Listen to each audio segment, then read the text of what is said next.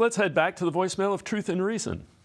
Hey, how's it going? This is Aaron, coming all the way from Los Angeles, California. I saw about an hour or so ago that Mecole Hardman of the New York Jets, who was someone that we were looking at possibly this offseason before we ended up acquiring Elijah Moore. He's being shopped around at least by the New York Jets. So obviously we know that Elijah's been struggling a little bit this year so far. Hasn't really been able to get going, as of yet at least. Wanted to see what you guys thought if we were to, hopefully by the trade deadline in 3 weeks, make a move for Mecole Hardman. And what do you think about that? All right, take care and go Browns. As always, appreciate all of the voicemails. Brad, Hardman, we actually had talked about that yesterday. He was inactive. He's been inactive a couple of times for the Jets, so that's the reason they're likely shopping him. I don't know that he gives the Browns anything they don't already have, that they haven't already figured out how to incorporate.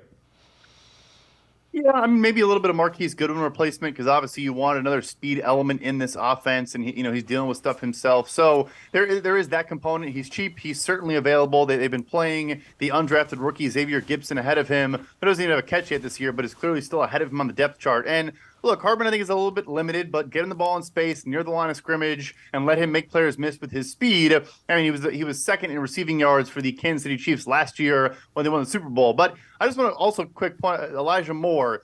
I'm not blaming Deshaun or anyone for this, but he's been getting separation at an extremely high rate. I think the production is going to follow, but he's getting open. But yeah, I agree. It doesn't add a dynamic presence or a huge element to the offense, but it wouldn't hurt. He's cheap and he has some wheels on him.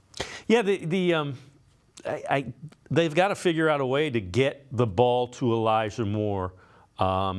That isn't they keep giving it to him behind the line of scrimmage, and that is not being productive right at this. For whatever reason, it hasn't, translated to the field.